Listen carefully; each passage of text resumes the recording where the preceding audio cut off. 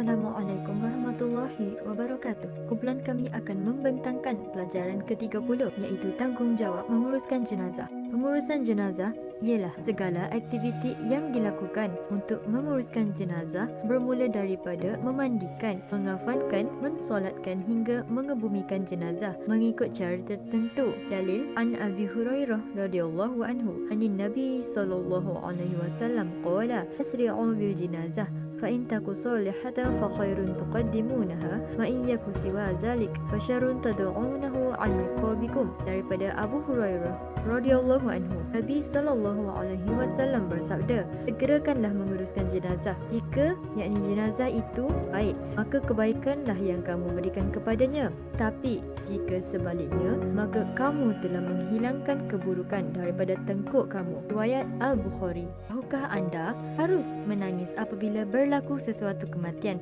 tetapi haram apabila meraung dan meratap? Haruskan menangis kerana Rasulullah SAW juga pernah menangis ketika kematian anaknya Saidina Ibrahim. Terangan ini berdasarkan hadis Rasulullah SAW. An Abi Hurairah radhiyallahu anhu qala Rasulullah SAW asnatani fin nasi huma bihim kufru ta'nu fin nasab wan nayahatu 'alal mayyit. Daripada Abu Hurairah radhiyallahu anhu, Rasulullah SAW bersabda, dua perkara pada manusia yang kedua-duanya adalah perbuatan orang kafir, mencela keturunan seseorang dan meratap atas kematian. Riwayat Muslim.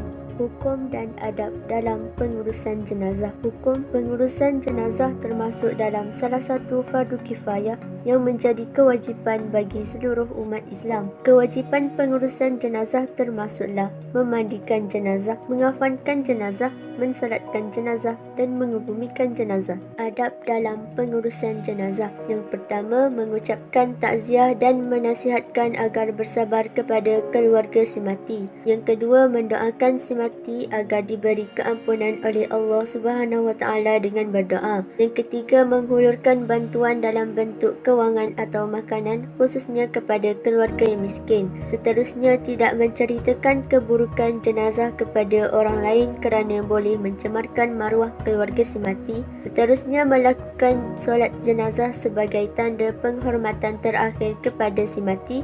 Seterusnya, mengiringi jenazah ke kubur dan mendoakan kebaikan untuknya.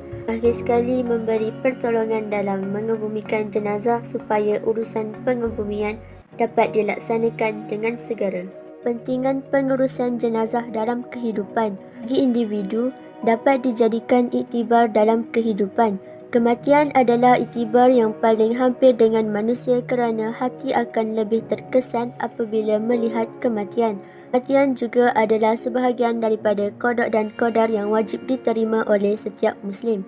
Kedua, menzahirkan rasa simpati terhadap ahli keluarga si mati dan mendoakan keampunan dan kebaikan untuknya. Secara tidak langsung, ini akan mengurangkan tekanan emosi keluarga. Bagi masyarakat, melaksanakan tanggungjawab masyarakat Islam terhadap saudara seagama yang ditimpa musibah kematian. Jadi suatu kewajipan masyarakat membantu dan meringankan beban Muslim lain yang timpa musibah serta kesulitan. Dua, bekerjasama membantu menguruskan jenazah bersama-sama ahli masyarakat yang lain. Rasulullah SAW telah menyatakan ganjaran amat besar iaitu sebesar bukit Uhud bagi orang yang menguruskan jenazah.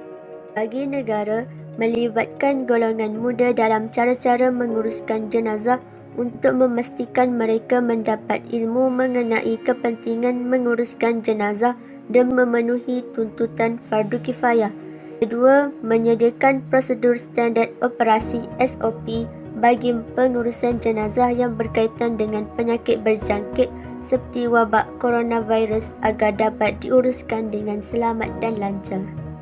Usaha dan tindakan yang boleh dilakukan ketika menguruskan jenazah untuk memenuhi tuntutan amar ma'ruf nahi munkar. Individu segera menziarahi jenazah apabila mendengar berita kematian, kerana itu adalah sebahagian daripada tanggungjawab seorang Muslim. Kedua, membantu menguruskan jenazah sehingga selesai dikebumikan. Masyarakat pula, pertama, tidak menyebarkan keaiban jenazah kerana boleh mencemarkan maruah keluarga si mati.